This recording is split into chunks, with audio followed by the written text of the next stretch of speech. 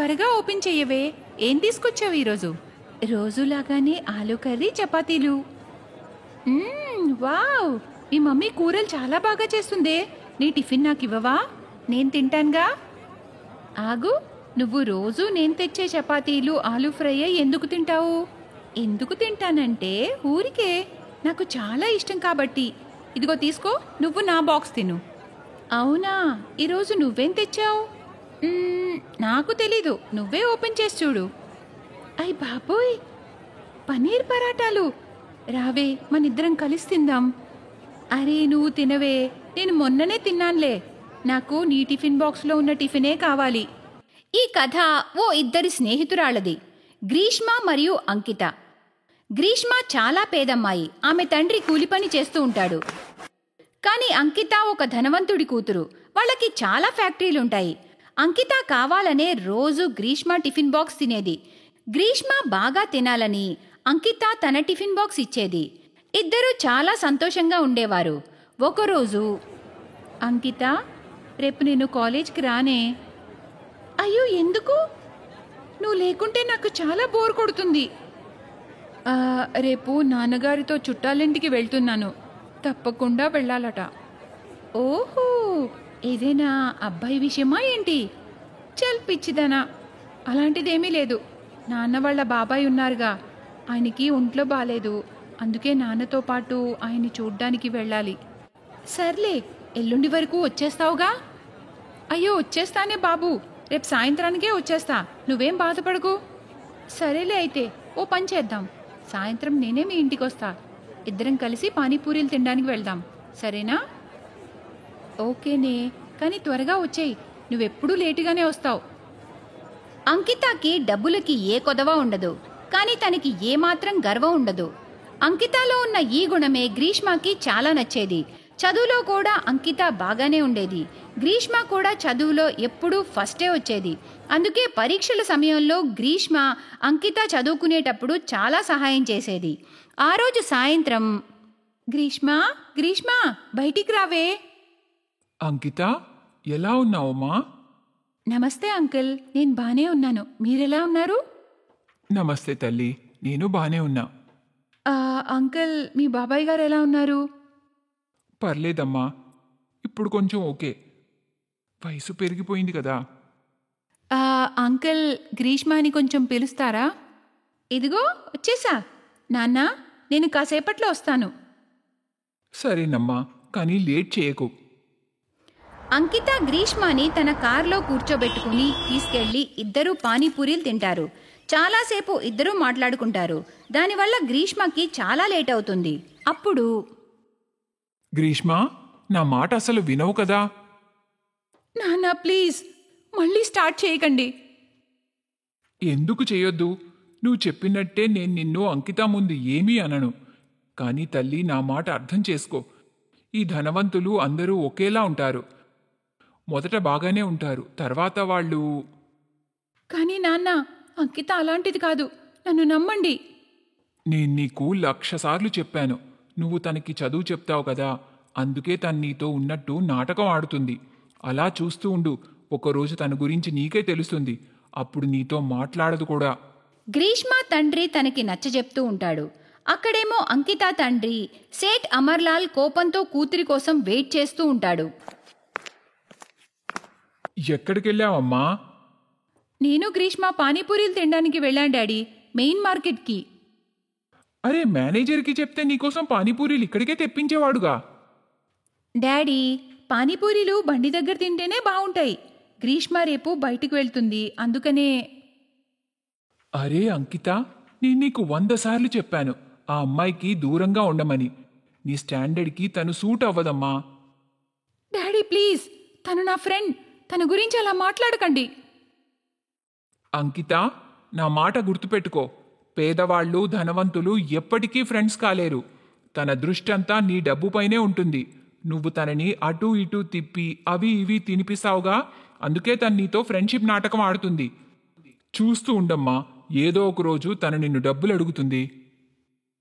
గ్రీష్మ చాలా అభిమానం గల అమ్మాయి, అలాంటిది కాదు. అది నీకు సమయమే చెప్తుందమ్మా తను ఎలాంటిదో. అయినా నువ్వు కొంచెం దూరంగా ఉండు, ఇది నా ఆర్డర్. అంకిత కోపంగా అక్కడి నుండి వెళ్ళిపోతుంది. అమర్లాల్ కూడా తన గదిలోకి వెళ్ళిపోతాడు. కానీ అక్కడ ఇంకెవరో ఉంటారు. ఇవన్నీ వింటూ ఉంటారు. అదేంటంటే అంకిత గ్రీష్మ ఇంట్లో తన పర్స్ మర్చిపోతుంది. అది తిరిగి ఇవ్వడానికి గ్రీష్మ అంకిత ఇంటికి వస్తుంది. కానీ తను తలుపు దాటి వెళ్ళలేకపోతుంది. ఎందుకంటే తను అంకిత మరియు అమర్లాల్ మాటలు మొత్తం వింటుంది. తను చాలా బాధపడి తిరిగి ఇంటికి వెళ్ళిపోతుంది. కానీ దీని గురించి తను అంకితతో ఎన్నడూ ప్రస్తావించదు. అలానే అంకిత మరియు గ్రీష్మ ఫ్రెండ్షిప్లో కూడా తేడానే రాదు. ఇలానే కాలం గడిచిపోయింది. కాలేజ్ లాస్ట్ ఇయర్ కూడా పూర్తవుతుంది. కాలేజ్ లాస్ట్ డే నాడు అంకిత గ్రీష్మని కాలేజ్ మొత్తం వెతుకుతూ ఉంటుంది. కానీ గ్రీష్మ ఎక్కడా కనిపించదు. ఎందుకంటే తను హాస్పిటల్లో ఉంటుంది. డాక్టర్, ప్లీజ్ మా నాన్నని కాపాడండి. చూడమ్మా, మా ప్రయత్నం మేం చేస్తాం. కానీ పేషెంట్ కండిషన్ సీరియస్గా ఉంది. నువ్వు త్వరగా 2 లక్షల రూపాయలు అరేంజ్ చేసుకో, లేదంటే మేము ఆపరేషన్ చెయ్యలేమమ్మా. లేదు లేదు డాక్టర్, మీరు ఆపరేషన్ కోసం రెడీ చేయండి. నేను మనీ అరేంజ్ చేసి తీసుకొస్తా. గ్రీష్మ తెలిసిన వాళ్ళందర్నీ సహాయం అడుగుతుంది. కానీ అందరూ చేతులెత్తేస్తారు. అప్పుడు గ్రీష్మ ఇల్లు తాకట్టు పెట్టి డబ్బులు అప్పుగా తీసుకుందామని అనుకుంటుంది. కానీ అప్పుడే తనకి అంకిత గుర్తొస్తుంది. ఓహో, అంకితకు అసలు విషయమే చెప్పనే లేదు. తను నన్ను వెతుకుతూ ఉంటుంది. ఒక పని చేస్తా, ఒకసారి తనని కలుస్తా, అంతా చెప్తాను. ఈ ఇల్లు తాకట్టు పెట్టడంలో తను ఏదైనా సహాయం చేస్తుందేమో. ఇప్పుడే తన్ని కలవడానికి వెళ్తా. అలా అనుకుని గ్రీష్మ అంకితాని కలవడానికి వెళ్తుంది. అక్కడ అంకిత తండ్రి అమర్లాల్ ఉంటాడు. చెప్పు, ఏంటి సంగతి? అంకుల్, అది అంకితాని ఒకసారి కలవాలి. తను వాళ్ళ మామయ్య ఇంటికి వెళ్ళింది. ఇకపై అక్కడే ఉంటుంది. నువ్వు తనని కలిసే ప్రయత్నం చేయకు, అర్థమైందా నీకు? ఒక విషయం గుర్తుపెట్టుకో, తను నిన్ను ఎప్పటికీ కలవదు. ఆ మాట విని గ్రీష్మకి చాలా బాధనిపిస్తుంది.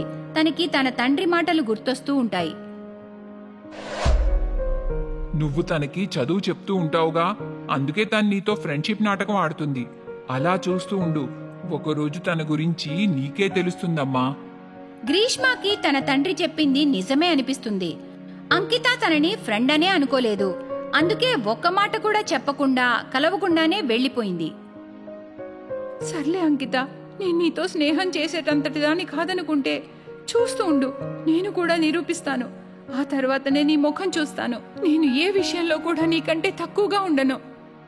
గ్రీష్మ కళ్ళల్లో నీళ్లు నిండుకుంటాయి. తను నిర్ణయించుకుంటుంది ఏదో ఒకటి అవ్వాలని. తన తండ్రి బాగై ఇంటికి వచ్చాక ఆ తర్వాత తను రాత్రి పగలు చదివి యూపీఎస్సీ ఎగ్జామ్స్ రాయాలనుకుంటుంది.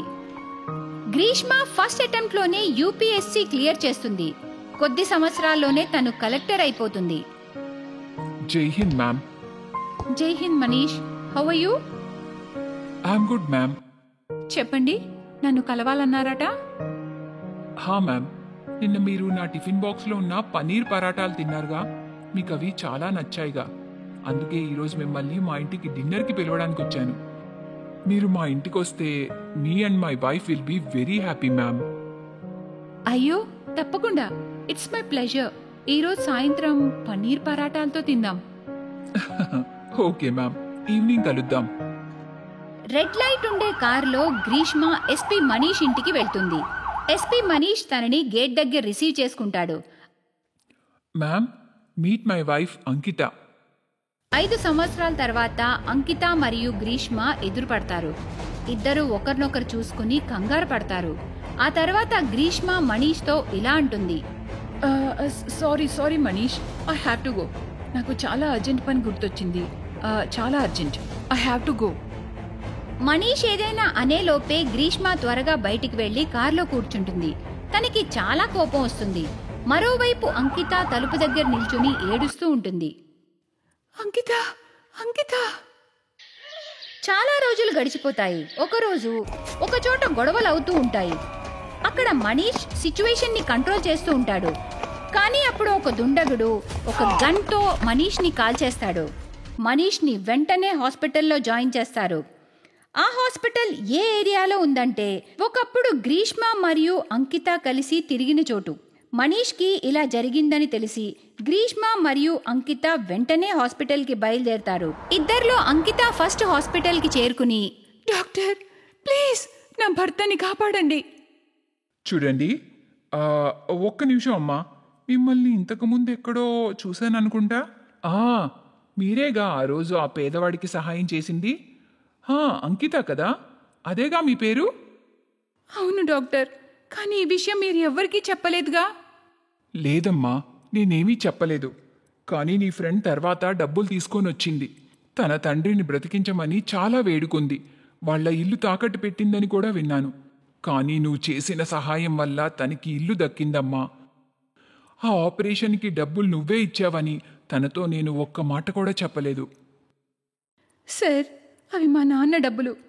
నా స్నేహితురాలి తండ్రి ప్రాణాల్ని కాపాడడానికి ఆ సమయంలో నా స్నేహాన్ని తాకట్టు పెట్టాల్సి వచ్చింది. నా బెస్ట్ ఫ్రెండ్ని కోల్పోయాను, కానీ ఇప్పుడు నేను నా భర్తని కోల్పోలేను. Please doctor, save my husband, లేదంటే నేను బ్రతకలేను. అలా అని అంకిత చాలా బాధపడుతూ ఉంటుంది. అప్పుడే తన భుజం మీద ఎవరో చెయ్యి వేస్తారు. అంకిత తిరిగి చూసేసరికి అక్కడ గ్రీష్మ ఉంటుంది. దేవుడు నీకెప్పుడూ అన్యాయం చేయడు అంకిత, నువ్వెప్పుడూ కరెక్టే చేశావు. గ్రీష్మ మాటలు విని అంకిత తనని గట్టిగా హత్తుకుంటుంది. వాళ్ళిద్దరినీ చూసి మనీష్ కూడా చాలా సంతోషిస్తాడు. ఆ తర్వాత అందరూ ఆనందంగా ఉంటారు. 3 ఏళ్లు ఉన్న ముగ్గురు స్నేహితురాళ్ళు నిధి, సోనం, ప్రీతిలు ఒక పార్కులో ఆడుకుంటూ ఉంటారు. అప్పుడే నిధి ఉయ్యాల నుండి కింద పడిపోయి తల మీద చిన్న దెబ్బ తగులుతుంది. అమ్మా, అబ్బా, అయ్యో ఏమైంది నిధి? స్లోగా ఊగొచ్చుగా. అరే ఏం కాదులే, తగ్గిపోతుంది. మీ ఇద్దరూ నా బెస్ట్ ఫ్రెండ్స్. థ్యాంక్ గాడ్ మీలాంటి బెస్ట్ ఫ్రెండ్స్ నాకు దొరికారు. నేను చాలా ఆనందంగా ఉన్నాను. సరే గాని నాకు చాలా ఆకలిగా ఉంది.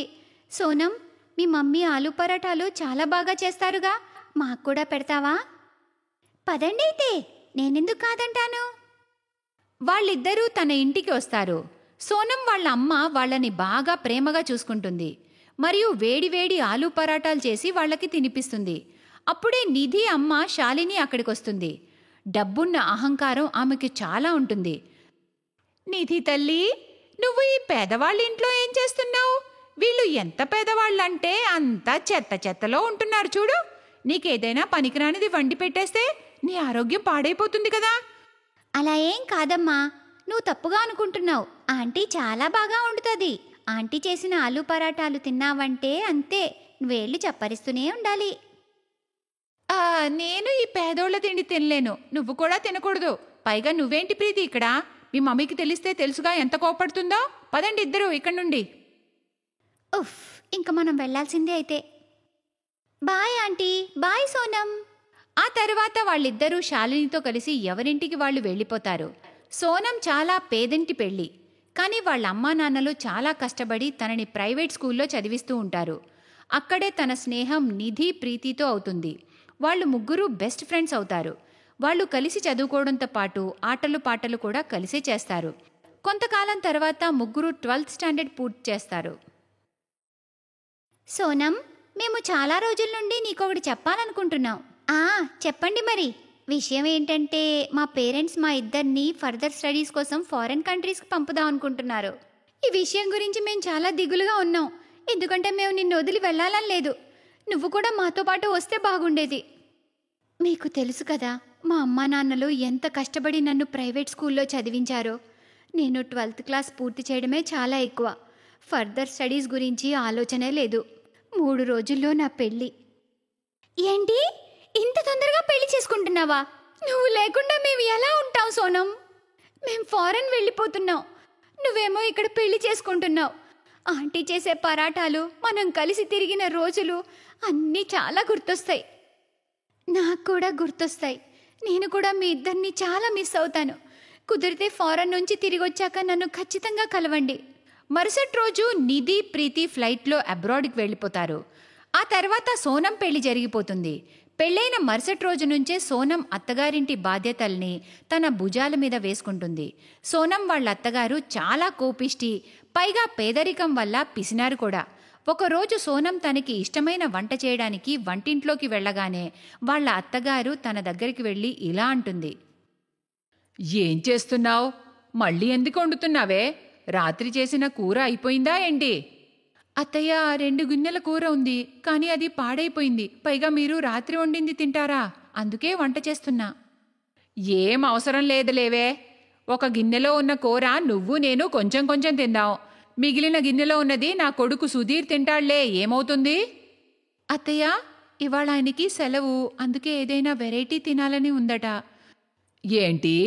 నా పనికి మాలిన కొడుక్కి నెల జీతం ఇవ్వడం చేత కాదు గాని వాడి కోసం ఇన్ని రకాలు వండి పెట్టాలా? నేనేం చెప్తున్నానో అది చేయి చాలు, అర్థమైందా? సరే అత్తయ్య. అత్తగారి స్వభావం చూసి సోనం మనసులో ఇలా అనుకుంటుంది. మా అత్తగారేంట్రా బాబు ఇంత పిసినారిది, రాత్రి వండింది తినమంటుంది. ఏం కలలు కంటున్నావే? వెళ్ళి రాత్రి వండిన కూర వేడి చేసి 4 రొట్టెలు చేయి చాలు. అత్తగారు ఇలానే కోడలతో పిసినారితనంగా బలవంతంగా వంట చేయిస్తూ ఉంది. కాని అత్తగారికి ఎదురు చెప్పే ధైర్యం సోనంలో లేదు, సుధీర్లోనూ లేదు. ఎప్పుడైనా సోనం వల్ల తప్పు జరిగిందంటే అంతే, ప్రపంచంలోని తిట్లన్నీ అత్తగారు తిట్టేది. రోజురోజుకి పేదరికం వల్ల అత్తగారిలో ఇంకా పిసినారితనం పెరిగిపోయింది. ఇలానే ఒకరోజు ఇంట్లో ఉన్న రేషన్ అంతా అయిపోతుంది. తినడానికి ఒక్క మెతుకు కూడా ఉండదు. అప్పుడే కుంతి సోనంతో ఇలా అంటుంది. అయ్యో దేవుడా, ఆకలి వల్ల కడుపంతా నొప్పిగా ఉందే. కోడలా, ఒక పని చెయ్యి, లాలా కొట్టుకి వెళ్ళి కొంచెం రేషన్ తీసుకురా. లేకపోతే ఆకలి వల్ల చచ్చేటట్టుగా ఉన్నాను. నా కొడుకు పని కూడా సరిగ్గా జరగట్లేదు. అందుకే మనకి చాలా ఇబ్బందిగా ఉందే. వెళ్ళి కొన్ని సామాన్లు అప్పుగా తీసుకురా. ఇంకా నా మొక్కను చూస్తున్నావేంటే, వెళ్ళు వెళ్ళు. సరే అత్తయ్య, ఇప్పుడే వెళ్తాను. సోనం లాలా కొట్టు నుండి సామాన్లు కొనుక్కుని వెళ్తుండగా అప్పుడే 2 సిటీ అమ్మాయిల్ని గుద్దుకుంటుంది. అయితే తన చేతిలో ఉన్న బియ్యం పప్పు కింద పడిపోతాయి. దాంతోపాటు ఆ 2 అమ్మాయిల బహుమతులు కూడా పడిపోతాయి. అయ్యో దేవుడా, ఎంతో కష్టపడితే ఈ సామాన్లు దొరికాయి. అరే సోనం, నువ్వా? పైగా ఏంటి ఇలా తయారయ్యావు? ఏంటే, మీ ఇంట్లో తినడానికి ఏమీ లేవా ఏంటి? ఇంత కొంచెం రేషన్ తీసుకెళ్తున్నావు? అదేంటంటే ఆయన పని సరిగ్గా అవ్వట్లేదు, అందుకే కొంచెం డబ్బులు ఇబ్బందిగా ఉందే. కానీ మీ ఇద్దరు ఈ ఊర్లో ఏంటి? ఎప్పుడొచ్చారు ఇక్కడికి? మేము నిన్ను కలవడానికే వచ్చాం. మిమ్మల్ని ఇద్దరినీ చూడడం నాకు చాలా ఆనందంగా ఉంది. పదండి మా అత్తగారింటికి రండి. వాళ్ళ అత్తగారిని చూసి నిధి, ప్రీతి ఆలోచనలో పడతారు. అయ్యో ఇదేంటి, సోనం వాళ్ళ అమ్మవాళ్ళ కన్నా వీళ్ళు చాలా పేదవాళ్ళలా ఉన్నారు. అత్తయ్య, ఎవరొచ్చారో చూడండి, వీళ్ళిద్దరూ నా చిన్ననాటి ప్రాణ స్నేహితులు. అవునా? వీళ్ళు చూడ్డానికి చాలా డబ్బు గలవారలా ఉన్నారు. అవునత్తయ్య. సరే, మీరిద్దరూ కూర్చోండి, నేను వెళ్ళి టీ తెస్తా. సోనం వాళ్ల కోసం టీ చేస్తూ ఉంటుంది. అప్పుడే అత్తగారు వచ్చి, అరే ఏంటే ఇది, చాలా కష్టపడి ఈ రేషన్ అప్పుగా దొరికింది. ఈ టీలో కొంచెం ఎక్కువ నీళ్లు పోయి. మీ స్నేహితులు మంచి తిండే తింటారు కదా, ఒకరోజు మామూలు తిండి తింటే ఏమవ్వదులే, సరేనా? సరే అత్తయ్య. ఈ బిస్కెట్లు కూడా 4 చాలు, 2 తింటారులే. అత్తయ్య, దయచేసి ఇవాళ్ళైనా ఈ పిసినారితనం వదిలేయండి. అప్పుడే నిధి దాక్కుని ఇదంతా చూస్తుంది కానీ ఏమీ మాట్లాడదు. కాసేపటి తర్వాత సోనం వాళ్ళకి టీ ఇస్తుంది. అరే వా సోనం, టీ చాలా బాగా పెట్టావు. సరే గాని రోజులు ఎలా ఉన్నాయి? బావుందే. మంచివాళ్లు మా అత్తగారు, శ్రీవారు. మా అత్తయ్య చాలా ప్రేమగా చూసుకుంటుంది నన్ను. ఆపుతావా సోనం? ఇంకెన్ని అబద్ధాలు చెప్తావే? లోపల మీ అత్తగారు నీతో ప్రవర్తించిన విధానం నేను స్వయంగా చూశాను. మీ అత్తగారు నిన్ను ఎంత ప్రేమిస్తుందో చూశానులే. నువ్వింత చిన్న ఇంటిని ఎంత బాగా చూసుకుంటున్నావో. ఏం చేసినా ఎలా ఉన్నా ఇప్పుడు ఇదే నా ఇల్లు.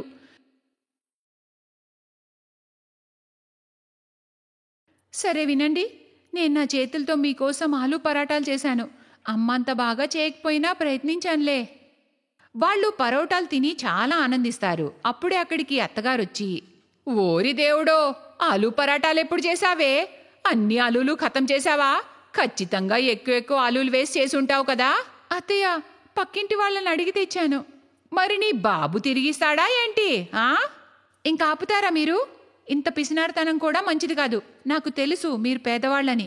కానీ సోనంని ఇలా చులకనగా చూడకండి. తన గురించి నాకు బాగా తెలుసు. ఖచ్చితంగా మిమ్మల్ని ఎప్పుడూ ఇబ్బంది పెట్టి ఉండదు.